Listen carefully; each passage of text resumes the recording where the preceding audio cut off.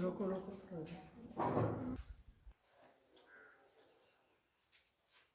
नमस्कार। हम लोग पढ़ रहे थे वृत्तों से संबंधित क्षेत्रफल। वृत्तों से संबंधित क्षेत्रफल के बारे में आपको बता दिए थे। आज हम लोगों को उसकी एक्सरसाइज पढ़ना है 12A। 12A में एक सवाल दिया है, दो वृत्तों की त्रिज्याएं क्रमशः 8 सेंटीमीटर और 6 सेंटीमीटर 6 सेंटीमीटर है।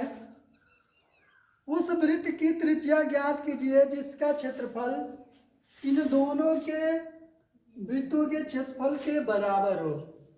मतलब एक दो ऐसे दिया हुआ है, एक ऐसा आपको वृत्त बनाना है जो इनके इतना एरिया होगा, दोनों को मिलाकर उतने के बराबर अकेले होगा उसका।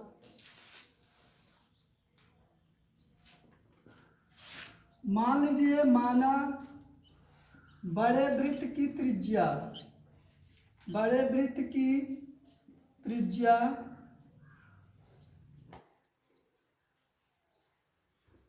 बराबर आर सेंटीमीटर का मान लीजिए। इसमें निकाल लीजिए, पहले वृत्त की त्रिज्या दिया हुआ है, पहले वृत्त की त्रिज्या बराबर 8 सेंटीमीटर। इसका क्षेत्रफल निकाल दीजिए, पाई आर स्क्वायर 22/7। या पाई रहने दीजिए, अभी वो कट जाएगा। पाई गुणे आर स्क्वायर मतलब 8 का स्क्वायर कर दीजिए, 64 पाई वर्ग सेमी हो जाएगा इसका। दूसरे वृत्त की त्रिज्या बराबर 6 सेमी। इसका क्षेत्रफल निकालेंगे तो हो जाएगा पाई आर स्क्वायर। यहाँ पर कर लीजिए R1 स्क्वायर, तो कोई दिक्कत नहीं। पाई गुणे 6 का स्क्वायर, ये हो जाएगा 36 पाई वर्ग सेमी। कह रहा है इसमें कि बड़े वृत्त की त्रिज्या ज्ञात कीजिए जिसका क्षेत्रफल इन दोनों वृत्तों के क्षेत्रफल के योग के बराबर है। तो दोनों का क्षेत्रफल जोड़ दीजिए। लिखेंगे इसमें बड़े वृत्त का क्षेत्रफल बराबर पहले वृत्त का क्षेत्रफल प्लस दूसरे वृत्त का क्षेत्रफल।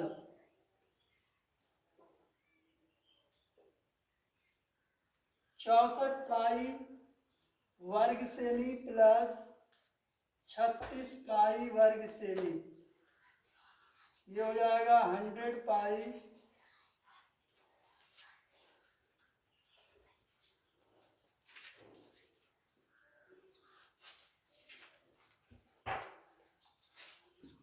इधर देख लीजिए।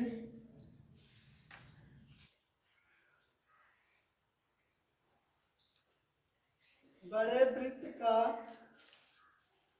क्षेत्रफल बराबर 64 पाई वर्ग सेमी प्लस 36 पाई वर्ग सेमी, दोनों को जोड़ लीजिए, 100 पाई वर्ग सेमी हो जाएगा। और बड़े वृत्त की त्रिज्या हम माने हैं आर, ये हो जाएगा पाई आर स्क्वायर बराबर इतना हो जाएगा। पाई से पाई कैंसिल हो जाएगा, आर बराबर हो जाएगा √100 सेंटीमीटर स्क्वायर, यानी ये हो जाएगा 10 सेंटीमीटर। बड़े वृत्त की जो त्रिज्या होगी वो हो जाएगी आपकी 10 सेंटीमीटर की। त्रिज्या ही पूछा है, यहाँ लिख लेंगे आंसर। बड़े वृत्त की त्रिज्या बराबर 10 सेमी, यही पूछा है आपसे। सवाल देख लीजिए, जिसको भी अगर दिक्कत हो रही है, कोई चीज़ समझ में नहीं आ रहा है, तो उसको अधिक से अधिक कमेंट करिए और जो भी चैनल है उसको अपने दोस्तों में जितने भी लोग हैं सब में शेयर कर दीजिए। जब भी पढ़ें आप उसको लाइक कर दीजिए, ठीक लगे तो अधिक से अधिक शेयर कर देंगे, सभी लोगों के पास पहुंच जाएगा जिनको ज़रूरत है। जिनको मान लीजिए कहीं जाने में या पैसे के अभाव में नहीं पढ़ पा रहे हैं, तो यहाँ तो फ्री में आपको पढ़ना आसानी से पढ़ सकते हैं। बस आप ऐसे ज़रूरतमंद लोगों के पास शेयर कर दीजिए जिनको ज़रूरत है, क्योंकि जिनको जो चीज़ की ज़रूरत होती है मत उसका वैल्यू वो समझते हैं। अब जिसको ज़रूरतें नहीं है उस चीज़ को उस आदमी को देंगे तो उसका कोई मतलब नहीं निकलेगा। अगला सवाल देख लीजिए, दो वृत्तों की त्रिज्याएं 19 सेमी और 9 सेमी, उस वृत्त की त्रिज्या ज्ञात कीजिए जिसकी परिधि, अब देख लीजिए इसमें था कि दो वृत्तों के क्षेत्रफल के योग के बराबर एक ऐसे वृत्त की त्रिज्या ज्ञात करनी है।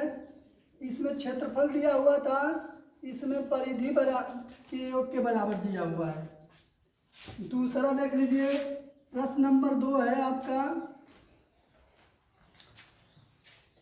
दो त्रिज्याएं R1 19 सेमी और R2 है आपका 9 सेमी, और बड़े वाले वृत्त की त्रिज्या ज्ञात करनी है। जो सबसे बड़ा इन दोनों की परिधि की योग के बराबर बनेगा। जैसे मान लो दो छोटे छोटे हैं, एक 19 का है और एक 9 सेंटीमीटर का है, और इनके योग के बराबर, परिधि के योग के बराबर एक बड़ा वृत्त बनाना है, और इसकी त्रिज्या हमको पता नहीं है कितनी सेंटीमीटर की त्रिज्या रहेगी, यही आपको ज्ञात करना है। तो सबसे पहले जो दो आपके वृत्त हैं उनकी जो है परिधियां निकाल लो। इसमें लिखेंगे माना बड़े वृत्त की त्रिज्या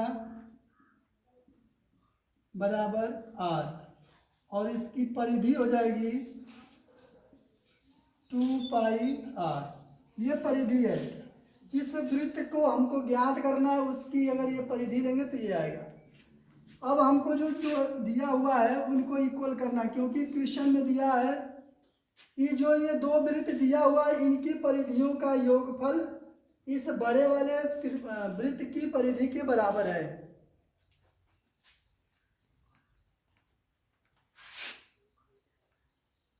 पहले वृत्त की त्रिज्या बराबर 19 सेमी, और इसकी परिधि निकाल देंगे। परिधि बराबर हो जाएगा 2 इंटू पाई इंटू 19 सेमी, ये हो जाएगा 38 पाई सेंटीमीटर। दूसरे वृत्त की त्रिज्या बराबर 9 सेमी, इसकी परिधि हो जाएगी 2 गुणे पाई गुणे 9 सेमी, ये हो जाएगा 18 पाई सेमी। अब यहां लिखेंगे प्रश्नानुसार। प्रश्नानुसार का मतलब प्रश्न के अनुसार। प्रश्न में कहा है कि ये जो दो परिधियां आई हुई हैं आपकी, ये और ये, इन दोनों को जब जोड़ेंगे तो इस बड़ी वाली परिधि के बराबर होगा। तो इनको जोड़ दीजिए, 2 पाई R बराबर होगा 38 पाई सेमी प्लस 18 पाई सेमी। जोड़ दो दोनों को,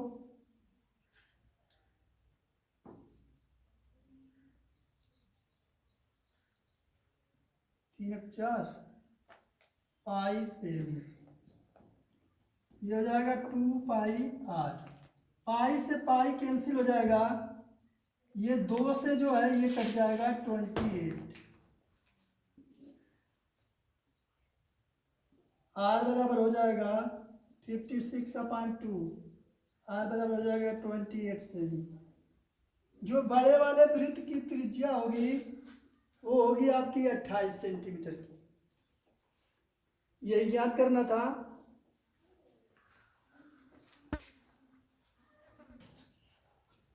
एक अगला प्रश्न है, प्रश्न नंबर 3। प्रश्न नंबर 3 है, किसी कार के प्रत्येक पहिए का व्यास, कार के पहिए का व्यास, व्यास का मतलब डायमीटर, वो दिया हुआ है आपका 80 सेंटीमीटर। तो इसकी त्रिज्या जो होगी रेडियस वो हो जाएगी 40 सेंटीमीटर, जिसकी आधी होती है।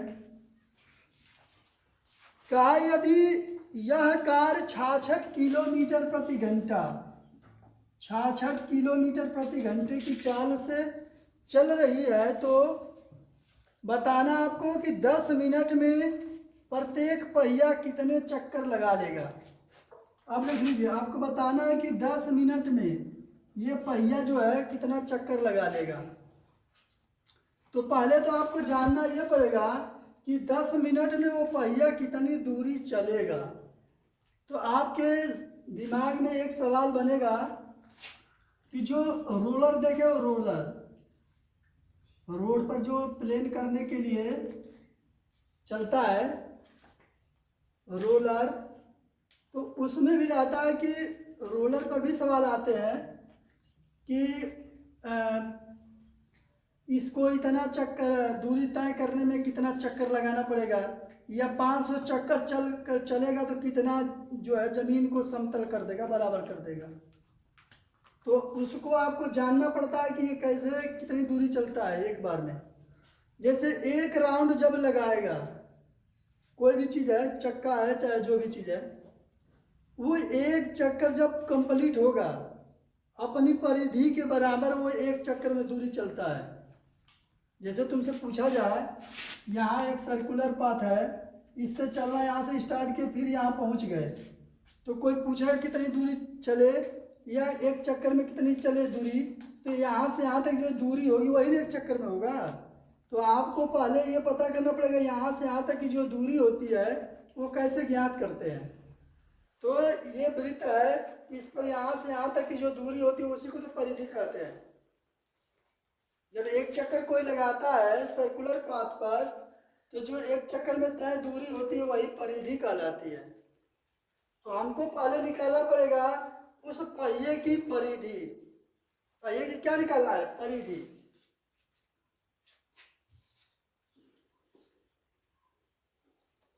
तो पहले निकाल दे यहां से पहिए की परिधि बराबर, परिधि होता है 2 पाई आर, 2 गुणे पाई गुणे आर का मान है 40, ये हो जाएगा 80 पाई सेंटीमीटर। ये परिधि हो गई। अब यहां से देख लीजिए इसका, ये 66 किलोमीटर प्रति घंटा का मतलब होता है कि 1 घंटे में 66 किलोमीटर। 1 घंटे में कार चलती है, कार दूरी तय करती है 66 किलोमीटर। किलोमीटर को आपको चेंज करना है सेंटीमीटर में। देख लीजिए, किलो, हेक्टो, डेका, यहाँ पर होता है इकाई। इकाई में आपका मीटर, लीटर और ग्राम। फिर यहाँ पर होता है डेसी, सेंटी और लास्ट में होता है मिली। तो आपको किलोमीटर से चेंज करना है सेंटीमीटर में। किलो, हेक्टो, डेका, इकाई, डेसी, सेंटी, मिली। किलो यहाँ पर है, सेंटी पर जाना है, यहाँ पर आना है। 1 2 3 4 5, 1 पर 5 जीरो, 1 पर 5 जीरो का मतलब होता है यहाँ पर 1 किलोमीटर बराबर 1,00,000 सेंटीमीटर। तो 66 किलोमीटर में 66 लाख सेंटीमीटर हो जाएगा। 66 लाख सेंटीमीटर। अब आपको बताना है कि 1 घंटे में दूरी तय करती है ये 66 लाख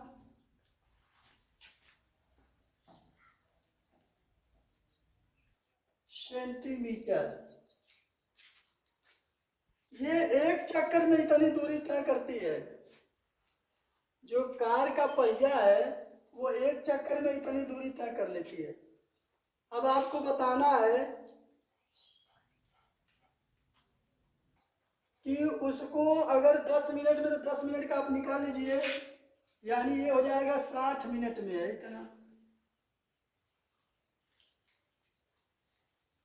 60 मिनट में, तो 1 मिनट का निकाल लीजिए।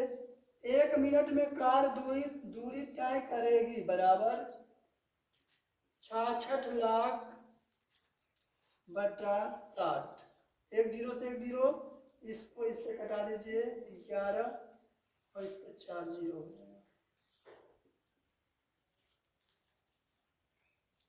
इतना सेंटीमीटर जो है 1 मिनट में हो गया।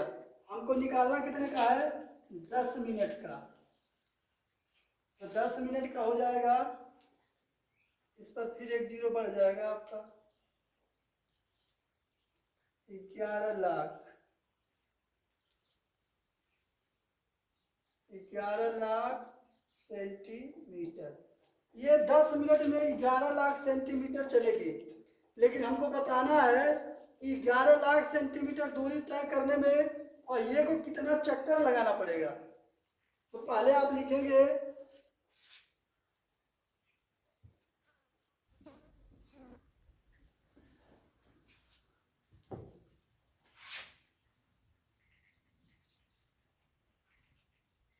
अस्सी पाई सेंटीमीटर दूरी, यहां लिख लेना पहिया,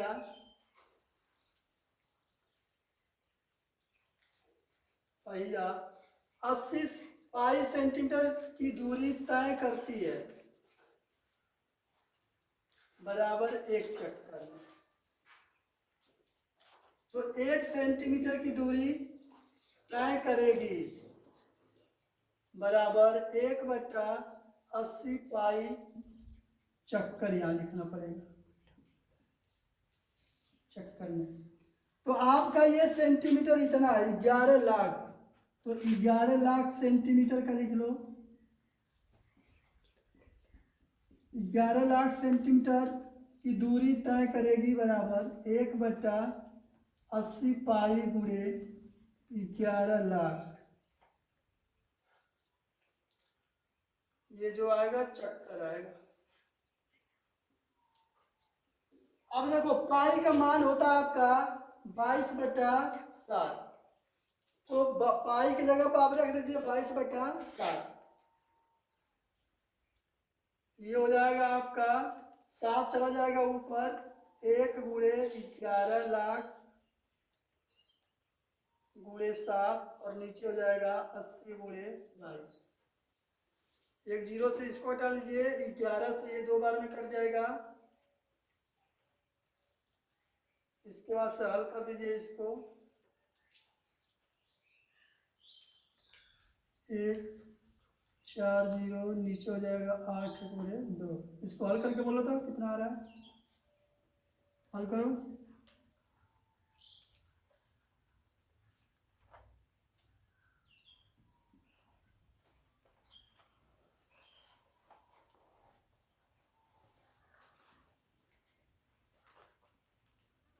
आठ से भाग देकर बोलो 5000 में।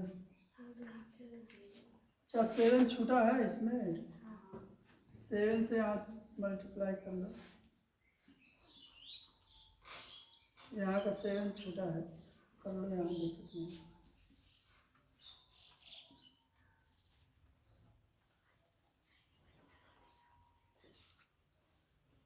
इसको कटा दो, 5 गुणे 1000 गुणे 7, नीचे हो जाएगा 8। इससे कट जाएगा ये कै बार में, 125 बार में।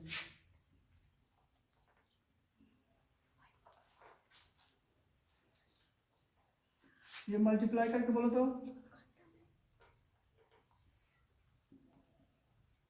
ये मल्टीप्लाई करके बोलो कितना आ रहा है।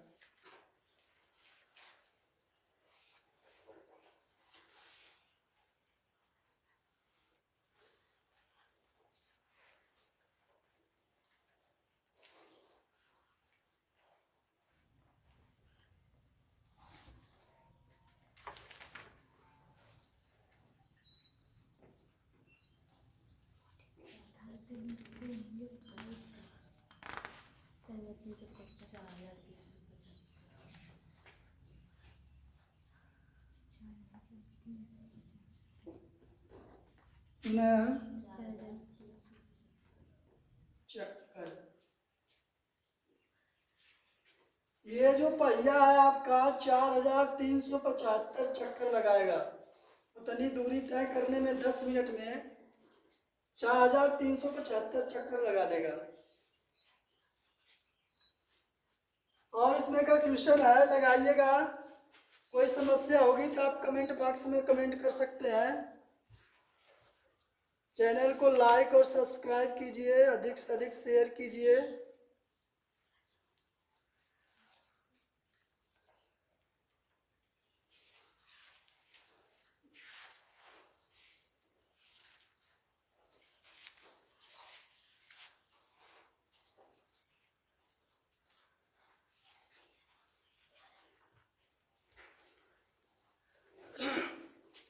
और भी आगे एक टाइप का देख लीजिए, सवाल है, बता दे रहा हूँ, करिएगा, नहीं आगे तो फिर बता देंगे। एक वृत्ताकार खेत है, इस खेत के चारों ओर तार लगाना है। 12 रुपये प्रति मीटर की दर से पूरा तार लगाने में 5280 रुपये का खर्च आया, जबकि 1 मीटर का खर्च है 12 रुपया। तो 12 से इसमें जब भाग करेंगे तो पता चलेगा कि तार कितना आपका लगा है। जब 12 से भाग करेंगे तो आपको पता चल जाएगा कि कितना तार हमको लगा होगा। उसमें जितना तार आएगा वो टोटल एक चक्कर में कितना तार लपेटा गया पता चल जाएगा। तो जब तार कितना लपेटा गया है चारों ओर ये पता चलेगा, तो यहाँ से निकलेगी उसकी परिधि। ये परिधि के बराबर होगा, जो तार की लंबाई होगी परिधि के बराबर होगा। जब परिधि निकल जाएगी पता चल जाएगी, वहाँ से आप आर निकाल लेंगे उसकी त्रिज्या। जब त्रिज्या निकल जाएगी तो इसमें दिया है कि खेत को 0.50 प्रति वर्ग मीटर की दर से जोता जाता है, तो इसके खर्च कितना आएगा। बताइए खेत को जोतने में कुल कितनी लागत आएगी। तो इसमें आपको निकालना पड़ेगा इस वृत्ताकार खेत का क्षेत्रफल, वृत्ताकार खेत का क्षेत्रफल। तो क्षेत्रफल निकाल लीजिएगा। क्षेत्रफल निकालकर 1 वर्ग मीटर का खर्च है 0.50 रुपये। तो जितना क्षेत्रफल आएगा उसमें 0.50 से गुणा कर दीजिएगा, जितना आएगा आपका आंसर हो जाएगा, उतना रुपए का खर्च आएगा।